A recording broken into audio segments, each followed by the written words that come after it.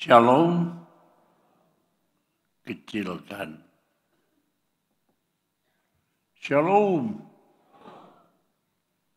puji Tuhan.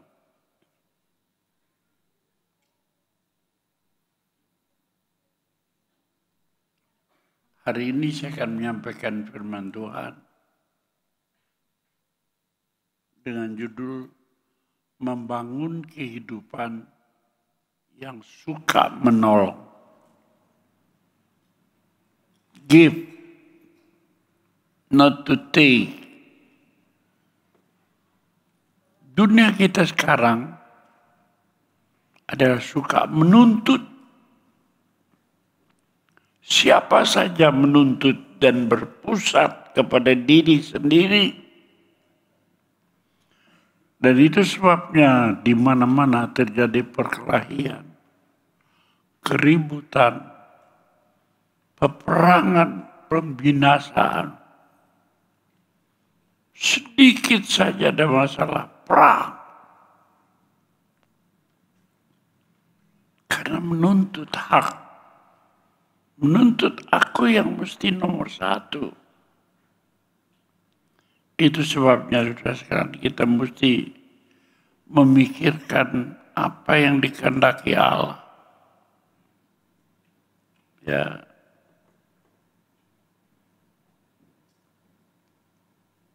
Bertolong-tolonganlah menanggung bebanmu. Demikianlah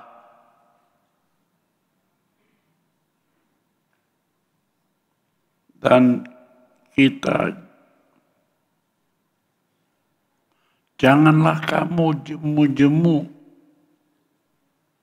Ya. Berbuat baik. Apabila sudah datang waktunya, kamu akan menuai.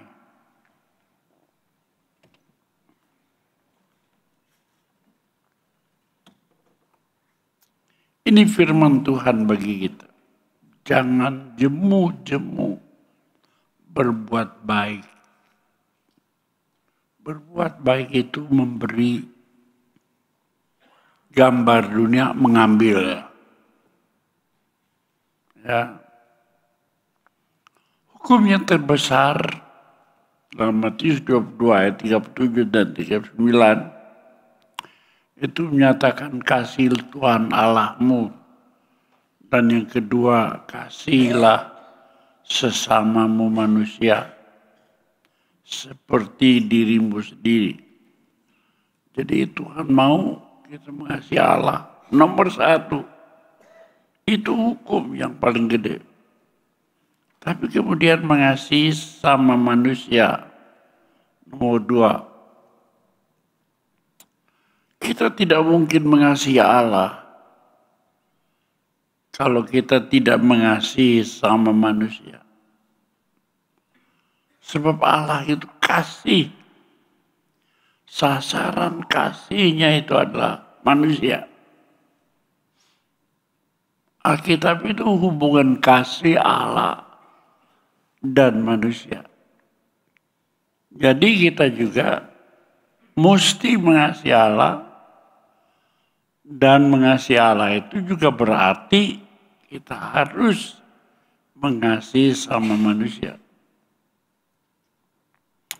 Orang yang tidak peduli kepada orang lain itu kejam. Hatinya tidak baik. Allah benci orang yang demikian. Makanya tidak banyak orang sadar mengapa rezekinya tertutup. Cari kerjaan sulit, buat dagang sulit. Apa saja yang dikerjakannya tidak baik, tidak berhasil. Kenapa? Karena hatimu tidak mengasihi Allah. Dan hatimu tidak mengasihi sesama manusia. Kemudian saudara sekalian, bukan saja firman Allah, tolong menolong. Ya, itu bukan soal kemampuan manusia. Saya suka nolong tetangga saya di seberang. Saya suka menolong orang sakit. Itu manusiawi. Tetapi lebih daripada manusiawi adalah tolong menolong yang digerakkan oleh kehendak Allah.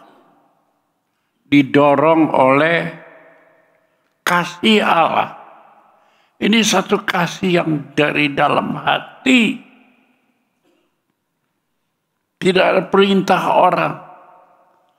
Tapi keretek hati. Hati yang diketuk oleh Roh Kudus, saudara sekalian. Nah, itu sebabnya kita mesti lihat dalam Mazmur, lebih baik berlindung kepada manusia, lebih baik berlindung kepada Tuhan daripada percaya kepada manusia. Sekarang coba kita pikir yang baik. Kenapa manusia itu gelisah? Sebab manusia itu gelisah. Mau berlindung, mau mencari pertolongan manusia. Hidup manusia sehari-hari, itu saja. Tapi saya tidak begitu. Saya tidak percaya pertolongan manusia itu baik. Enggak. Sejak saya dibaptis tanggal 2 April 1956, saya nggak percaya pertolongan manusia. Langsung saya berdoa dan penuh Roh Kudus. Saya bergantung kepada Allah. Seumur hidup saya mengambil keputusan lalu bergantung kepada Allah.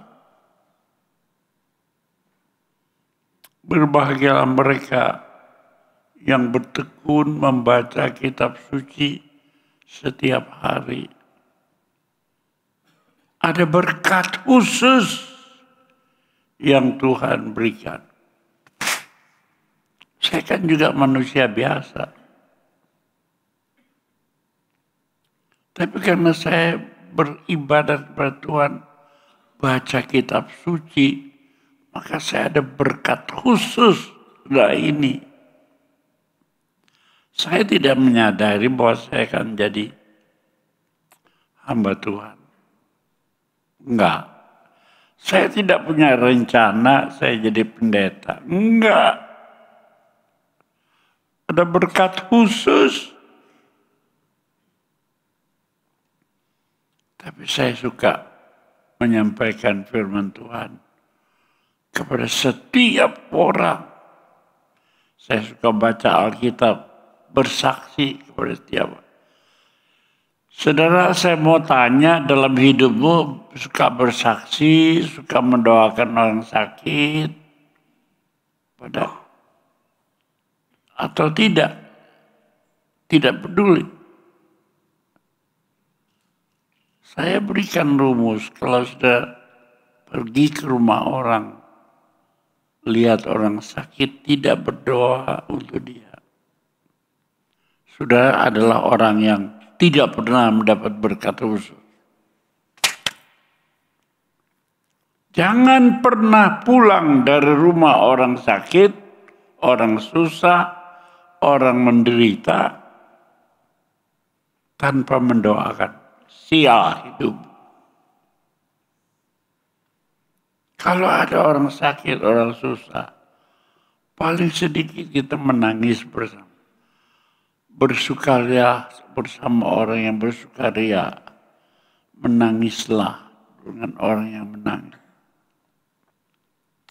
Sebab itu ditulis dalam Mazmur, lebih baik ya kita berdoa untuk orang yang susah daripada kita bersukacita orang yang lagi dalam pesta. Coba saudara pikirkan, kalau saya diundang makan 2 minggu lalu di Asia, ada yang ulang tahun.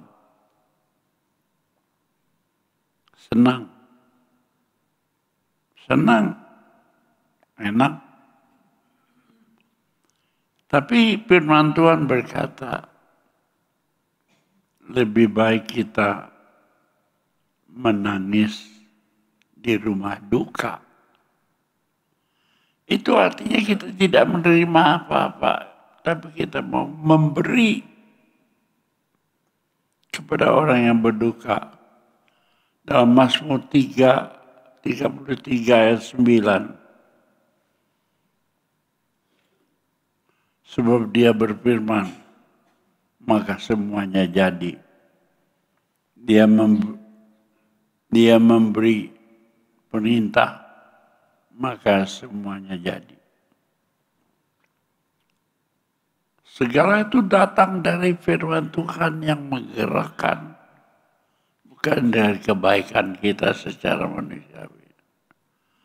Ada nggak keretak hati dari firman Tuhan dan dari Roh Kudus? Maka saudara, Tuhan bilang, jangan takut dengan hidup. Mungkin orang takut akan hidup oleh karena orang itu egois, dia setengah mati. Cuma mikirin diri sendiri. Tidak ada hidup yang berbagi dengan orang lain. Kalau menjadi pendeta itu hidupnya selalu berbagi.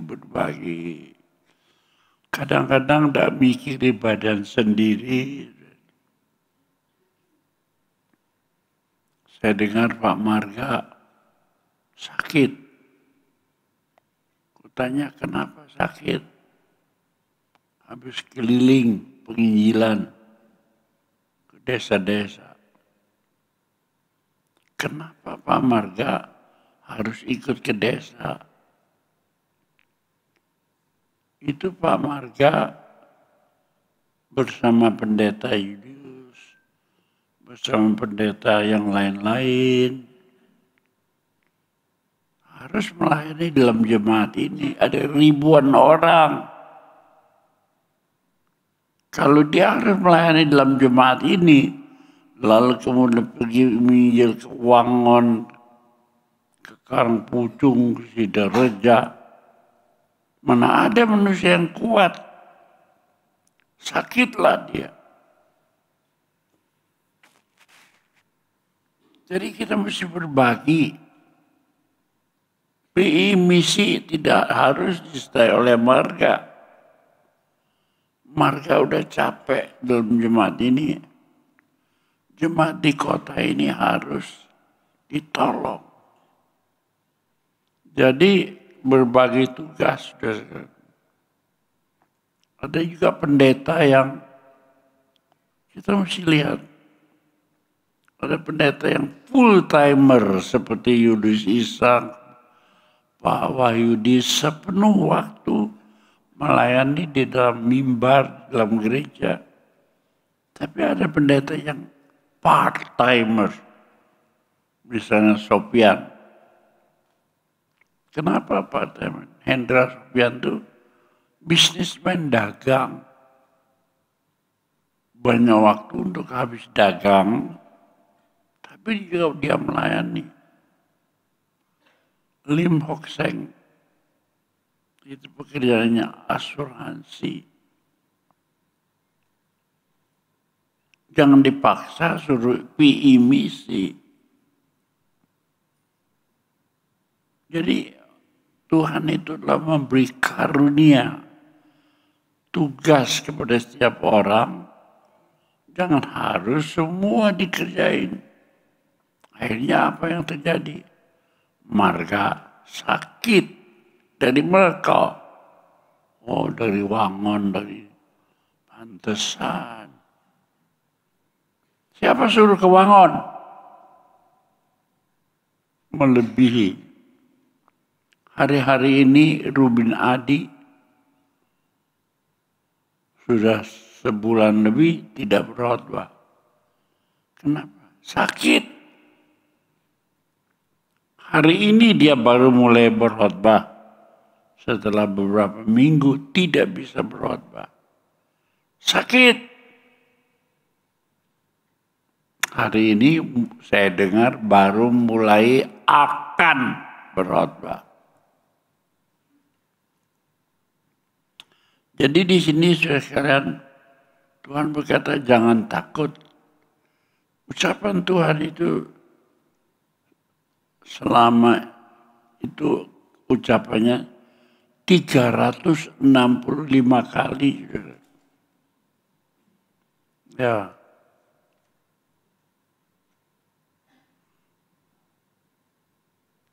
Diucapkan Tuhan. Jadi Tuhan itu memberi jaminan kalau kita berjalan sewajarnya menurut kehendak Tuhan. Kalau kita bekerja sewajarnya, kalau kita berdagang sewajarnya, tapi nomor satu adalah Tuhan. Belakangan ini saya lihat ada bendera bajak laut yang pakai tengkorak itu dikibarkan. Kenapa? Kok menyambut kemerdekaan Republik Indonesia bukannya bendera merah putih dikibarkan, tapi bendera bajak laut? Tanda apa ini ya? Politik apa ini di Indonesia? Sebab kehidupan manusia itu gitu. Menuntut. Rakyat sekarang sudah mulai menuntut sama pemerintah. Karena isi perut. Karena beras naik. Karena minyak naik. Karena gula naik, seolah-olah berseru pada presiden, presiden, Prabowo, rakyat sedang kelaparan. Jadi yang dikibarkan menjelang 17 Agustus bendera bajak laut. Ini jangan main-main, saudara. Ini ciri-ciri yang diserang itu pemerintah. Kalau ribut di Indonesia yang menderita Anda, keluargamu, kita semua. Karena kita harus berdoa. Ini ciri-ciri yang tidak baik dalam negeri dan bangsa kita. Kehidupan yang berbahagia di muka bumi itu apabila kita penuh kasih, penuh pemeliharaan Allah, bahkan pemeliharaan Tuhan itu menjamin sampai kekal. Kenapa saya jadi pendeta? Sebab saya sudah baca Alkitab dari awal sampai akhir. Awalnya akulah Tuhan. Jadi kita mesti ingat, akulah Tuhan itu yang pertama dalam hidup kita. Kalau akulah duit, itu sial. Itu celaka. Kita mesti menangis, Tuhan ampuni kita. Aku mau supaya hidupku mendengar pada mulanya Allah. Jadi segala sesuatu itu pada mulanya Allah. Ya, Allah yang penuh kasih, pemeliharaan, maka kita harus menjaga kehidupan kita sesuai dengan kehendak yang pada mulanya. Hidupmu pada mulanya Allah. Jadi saudara-saudara, kita harus menjaga supaya segala sesuatu itu sesuai dengan firman Allah. Saya mau tanya di sini siapa yang suka baca Alkitab? Gedor itu diadakan supaya melatih kita suka baca Alkitab. Tapi bukan hanya didorong oleh gedor. Tapi supaya kita sungguh-sungguh sudah sekalian. Melatih diri kita kan dorongan firman Allah. Bukan dorongan gedor, bukan.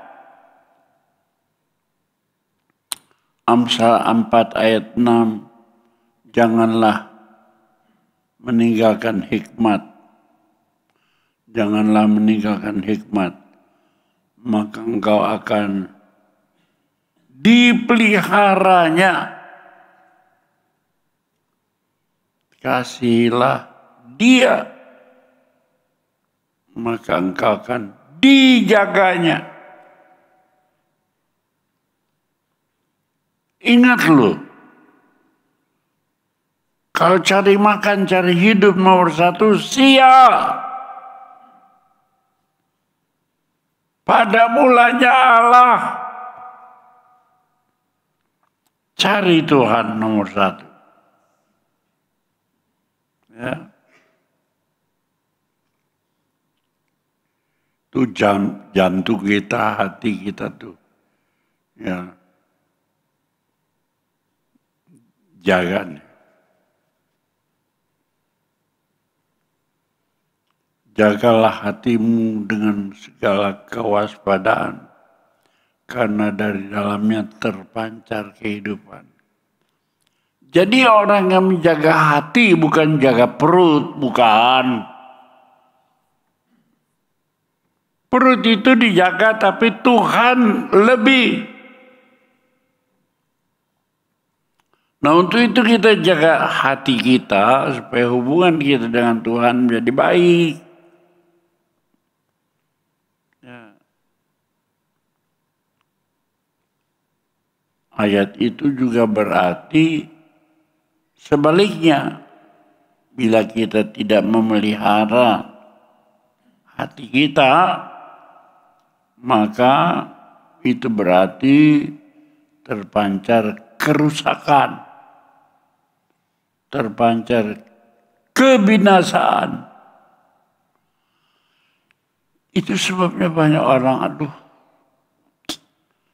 hidupnya sudah sekalian terseok-seok. Mau nggak saudara mengubah hidup itu? Menomorsatukan Tuhan dalam seluruh hidupmu. Jika demikian, maka Tuhan akan membuat jalanmu rata. Dunia selalu bilang ada banyak jalan ke Roma. Memang kalau kita mau ke Roma, Italia, gampang banyak jalan. Asal ada duit bisa. Melalui Inggris, melalui Perancis, melalui mana aja. Tapi kalau kita mau ketemu Tuhan, ya lain. Jaga hati, pelihara hati, supaya sesuai dengan kehendak Tuhan. Mazmur 19 ayat 105. Firman itu pelita bagi kakiku dan terang bagi jalanku. Setiap hari kita melangkah. Nah kita melangkah itu apa pimpinannya, apa tuntunannya. Tiap langkah tek, tek, tek. Firman itu pelita bagi kakiku, terang bagi jalanku. Kalau kita dalam tengah gelap, kita berjalan pasti terserandung. Ya, pasti jatuh. Tetapi kalau kita ada suluh, ada terang bagi jalanku, ada pelita bagi kakiku, ada obor yang memimpin jalanku, maka kita akan selamat. Bila kita hidup dalam firman Allah yang kita baca dengan akal, tapi kemudian kita hidup dengan Roh Kudus dengan hati, ini disebut ada hikmat Allah. Ada pikiran Allah, bukan pikiran sendiri. Pikir kita tidak cukup pintar. Kita mau naik pesawat terbang, pakai pikiran kita dari India. Mau pindah hidupnya di Kanada. Ini orang-orang kaya, boga duit, punya duit. Mau pindah hidup dan India susah. Karena enak Kanada. Tapi nggak banyak orang pikir pesawatnya jatuh, habis semua. Aduh, itu pikiran manusia, bukan pikiran Allah. Itu bukan rencana manusia, bukan rencana manusia, tapi rencana Allah yang harus kita kedepankan.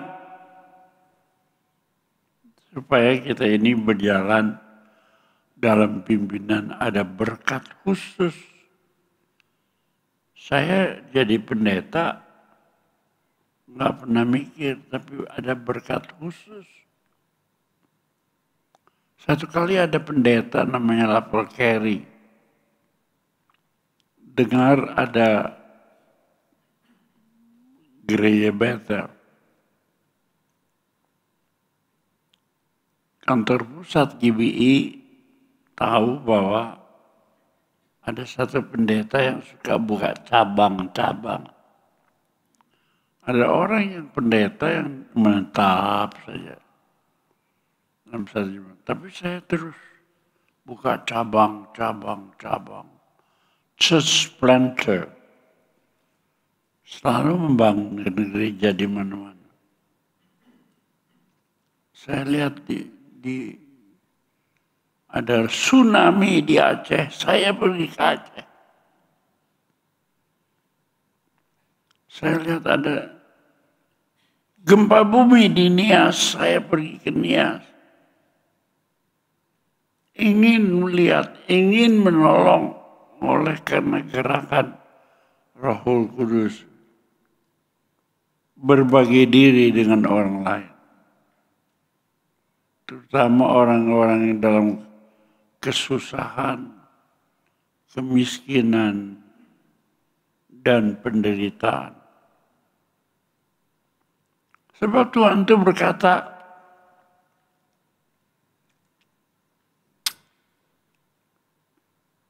pikulah salib, iringlah aku. Jadi kalau kita itu mau sungguh, maka damai bahagia itu akan jadi bagian.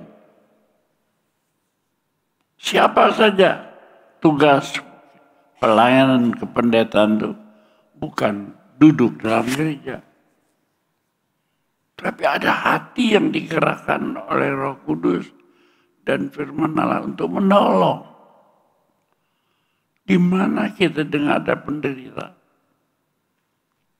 Waktu di Aceh, ada tsunami, ada gempa bumi, ada bencana. Saya masuk ke Aceh itu dikawal oleh Letnan Kolonel. Saya masuk ke pedalaman itu didorong Tuhan, didorong Roh Kudus. Apalagi saya sebagai ketua 2 Sinode Gereja Bethel waktu itu. Dikawal. Dan jam 5 sore harus sudah pulang.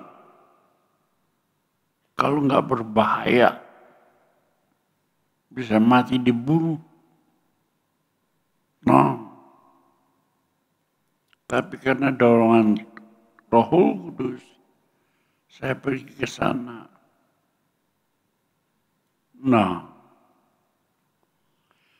Di mana ada orang susah, orang sakit, orang menderita, orang berperang, orang berkelahi, kita rindu untuk menjadi berkat menolong orang lain. Kita bukan hidup sendiri. Dalam Injil Lukas pasal 10 terdapat kisah tentang orang Samaria yang baik hati. Di sana diceritakan adalah seorang yang turun dari Yerusalem ke Yeriko. Di tengah jalan dia dirampok, terluka. Datanglah seorang imam, pendeta nih. Tapi gak punya hati. Dia lihat, ada orang dirampok. Si imam ini sudah lihat itu, leos pergi. Dia melihat kesulitan itu. Tapi pura-pura tidak tahu daripada dia terlibat dengan orang yang dalam kesusahan macam ini.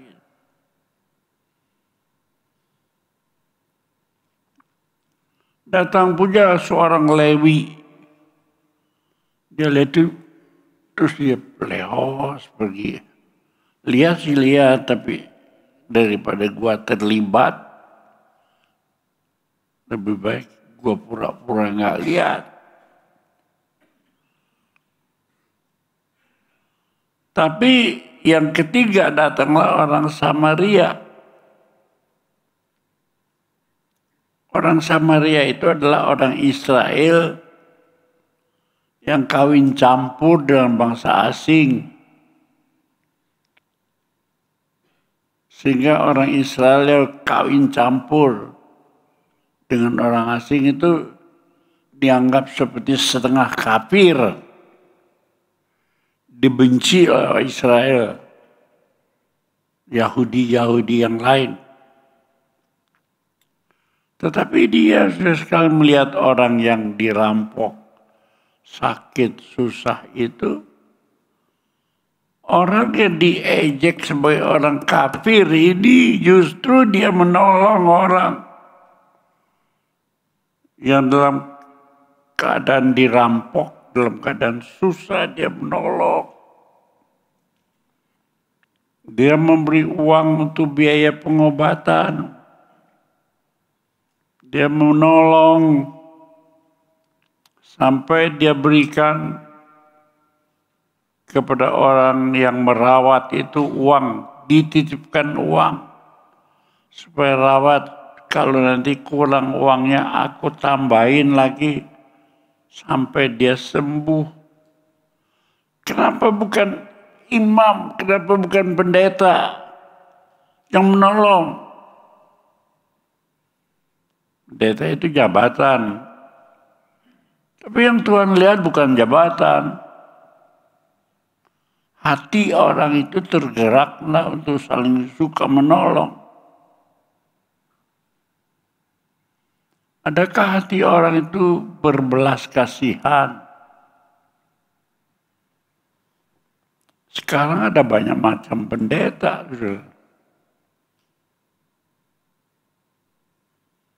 Tapi yang mengadili nanti Tuhan yang lihat hatimu. Mengadili semua manusia itu Tuhan yang lihat hati kita.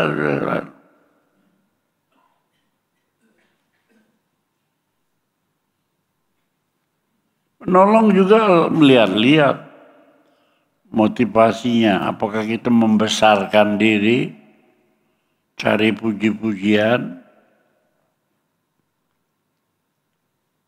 atau menolong itu ya hanya sekedar dorongan manusiawi, atau karena perintah Tuhan bahwa kita harus saling mengasihi, saling menolong. Lihat orang miskin, orang menderita, orang sakit, nggak tega. Kalau kita digerakkan oleh Tuhan dan Roh Kudus, maka seperti orang Samaria yang baik hati itu nggak peduli dengan jabatan kita. Ada orang begitu kakunya dengan jabatannya, tapi nggak punya hati yang sedemikian rupa. Tapi marilah saudara, kita mendengarkan firman Allah. Ya, juga kita melihat kisah tentang Sakius. Itu terdapat di dalam Lukas 9 ayat 1 sampai 10. Sakius itu tukang pajak, pungut cukai.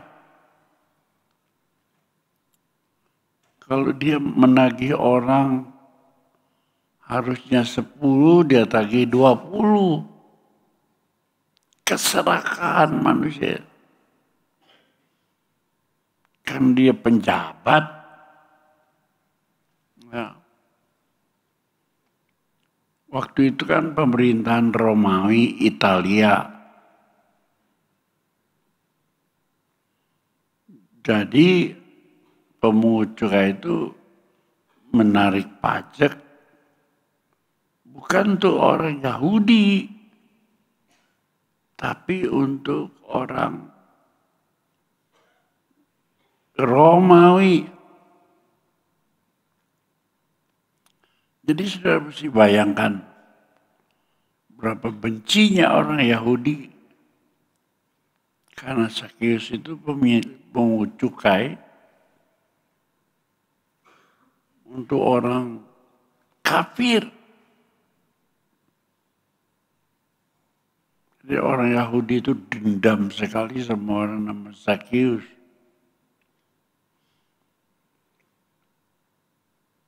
Tapi oleh karena sudah sekalian dia pegawai pemerintah asing yang memerintah di negara Yahudi, ya pungut cukai banyak dicatut, diambil keuntungan buat kantong sendiri, buat untung sendiri. Seperti sekarang ya, kita mengerti dalam Alkitab ditanya, kenapa mesti bayar sama pemerintah Romawi? Orang Yahudi yang tanya, karena itu orang asing. Tapi rasul-rasul ditanya begitu, lihat cap siapa itu? Kalau cap uang itu cap siapa? Kalau capnya uang itu adalah pemerintah, bayarlah kepada pemerintah. Orang Yahudi kan marah, kenapa mesti bayar sama orang asing? Tapi dijawab, cap siapa? Kalau itu capnya cap pemerintah, bayarlah pada pemerintah. Waktu itu pemerintahnya pemerintahan Roma. Kalau kita bilang jangan bayar kan perang. Jadi rakyat itu diajar tunduk. Sebab pemerintah itu diangkat untuk menjaga keselamatan kita. Kalau nggak ada pemerintah banyak garong, banyak rampok, banyak pembunuhan. Tapi adanya pemerintah, ada polisi, ada satpam, ada pengaman, ya, menjaga kita supaya kita jangan dibunuh, jangan dirampok. Nah, tetapi di sini Sakius itu memungut pajak yang sangat banyak. Tetapi karena itu dia jadi kaya raya. Tapi satu hari juga Tuhan Yesus lewat di Yerusalem. Karena security orang cebol, dia nggak bisa lihat Yesus. Sakit pendek. Pendek badannya, pendek hatinya. Naik di atas pohon. Dia lihat ke bawah. Mana sih orang nama Yesus itu? Kok semua orang memuliakan dia? Ketika dia lihat ke bawah, Tuhan Yesus mandang ke atas. Sakius, turun. Aku mau menumpang di rumahmu. Saudara, kalau Tuhan berkata, Akong, turun. Aku mau numpang di rumahmu yang baru gitu. Boleh nggak? Langsung dia turun. Ya. Dia gemetar. Kok Tuhan Yesus tahu aku? Oh, dia berkata, ya, hari itu dia beriman, hari itu dia bertobat, hari itu dia minta ampun. Lalu dia berkata,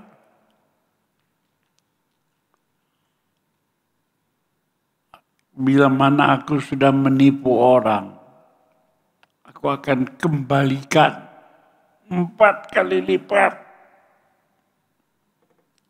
Dulunya pelit kikir, sekarang dia berkata, mau bayar. Orang yang pernah kutipu, bayar. Nah, sampai begitu. Ingat bunyi panggilan pertama kepada Abraham. Itu adalah begini.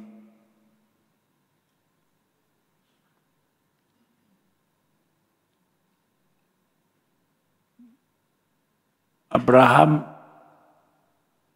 tinggalkan negerimu, rumah bapakmu, nenek moyangmu, ikutlah aku.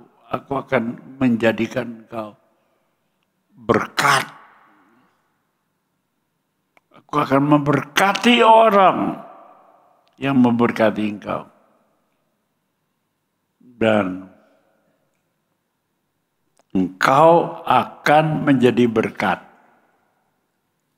Tuhan itu berjanji kepada orang-orang yang dipanggil Tuhan dan mau memenuhi firman-Nya supaya boleh menjadi berkat.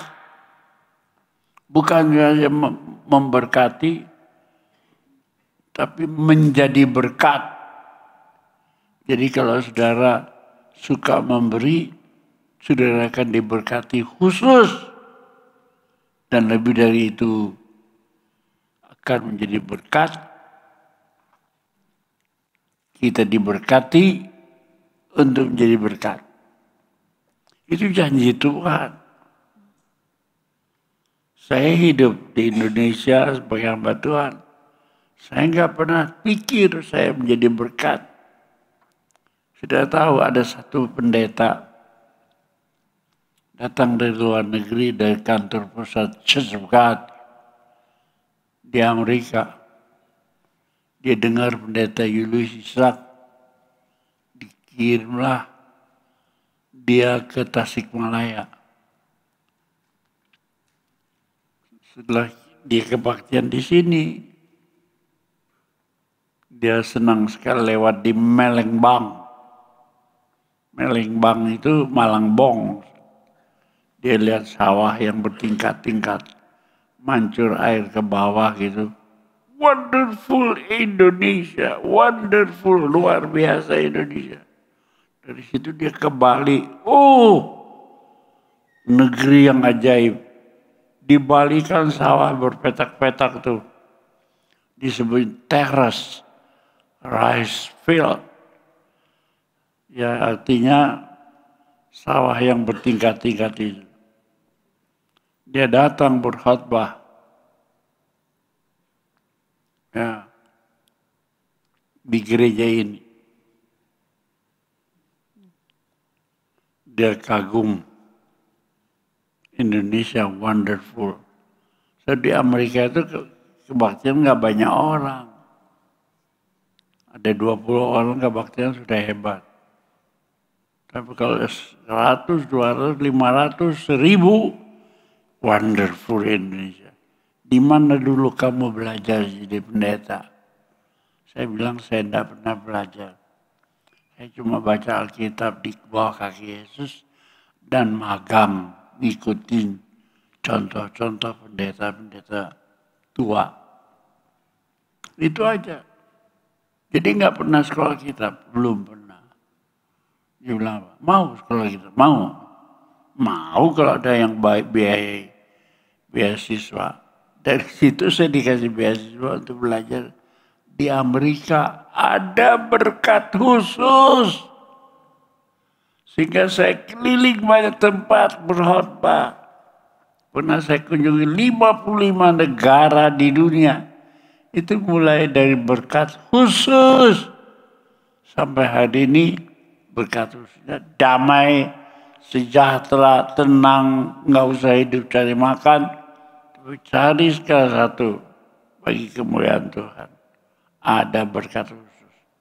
Maka saya katakan, iring Tuhan dengan setia, suka berbagi, suka menolong orang,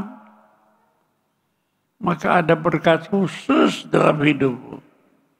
Bukan saya berkat bagi dirimu harta benda, bukan itu. Anak cucumu perkasa di bumi.